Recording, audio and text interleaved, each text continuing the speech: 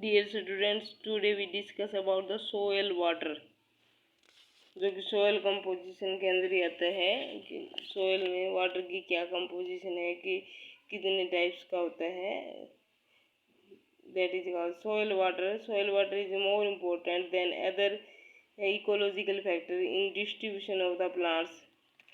दूसरे ecological factor की अपेक्षा सोयल वाटर है, इसका ज़्यादा रोल है प्लांट की डिस्ट्रीब्यूशन में, क्योंकि जो सोयल वाटर है वो प्लांट्स की मेटाबॉलिक एक्टिविटीज़ को कंट्रोल करता है, उनकी ट्रांसपोर्टेशनल नीड को कंट्रोल करता है. और जैसे कि उसमें उस सोयल में कोई फ्लोरा है, फ्लोरा मीन्स जो small plants and fauna, small organisms, वो भी डिपेंड करते हैं कि उसमें सोइल में कितनी परसेंटेज वाटर है, किस टाइप का वाटर है. तो that is depend upon the soil water. और प्रोसेस ऑफ ह्यूमिफिकेशन मीन्स अगर वाटर है, मॉइस्चर है, तो उसमें डिकम्पोजिशन भी होती रहेगी सोइल में. जो फ्लोरा और फौना की डेथ के बाद डिकम्पोजिशन होती है वो वाटर की प्रेजेंस में ही होती है. तो सोयल वाटर है that most important ecological factor which is responsible for distribution of the plant. Soil water is derived from the rain. Rain water occur in the following forms. कहाँ से आता है सोयल वाटर? क्योंकि जो बारिश होती है वही सोयल के अंदर जाता है, तो वो डिफरेंट टाइप्स का होता है. जैसे रन अवे वाटर हो गया, एक बारिश होती है वो फिर बारिश होने के बाद वो जो रन अवे हो जाता है. जैसे it is drained away from the soil surface along the slope and it is called run of. जब सोयल की सरफेस के ऊपर से रन ऑफ हो जाए उस वाटर को हम रन अवे वाटर कहते हैं. इसकी जो अमाउंट है वो डिपेंड करती है सोयल परमिएबिलिटी. अगर सोयल की पोर स्पेस ज़्यादा है, परमिएबल है सोयल, तो वो जल्दी सोयल के अंदर जाएगा.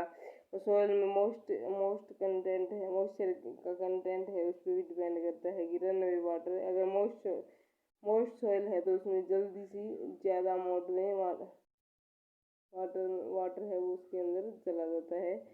और डिग्री ऑफ स्लोप, अगर स्लोप ज़्यादा है तो कम वाटर जो सोयल ऑब्जर्व करेगी. अगर स्लोप कम है तो सोयल ज़्यादा वाटर ऑब्जर्व करेगी. नंबर ऑफ डीचेज, अगर उसमें गड्ढे वगैरह ज़्यादा है सोयल में तो वाटर ज़्यादा इकट्ठा हो जाता है और फिर ऑब्जॉर्प्शन भी ज़्यादा होती है वाटर की. अगर फिर ड्राई सोयल है, ड्राइनेस है, मॉइस्चर कम है तो भी वाटर ऑब्जॉर्प्शन हो जाती है. तो this is called run away water. Then gravitational water, it is the amount of water which percolate downward under the influence of gravity or under the force of gravity.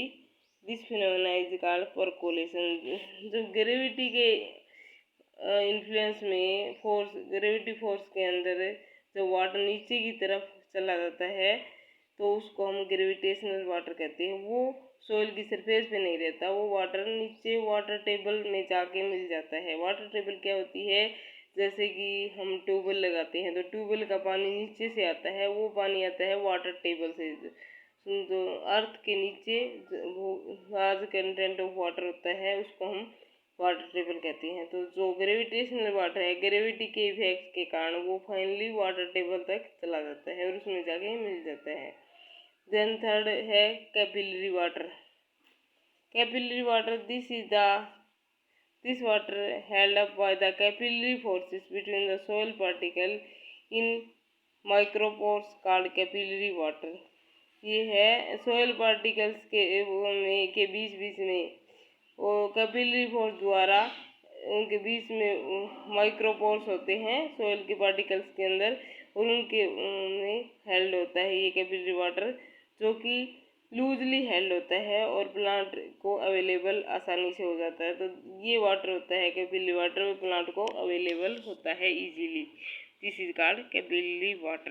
This is the best source of available water for the plants. Next करेंगे. Next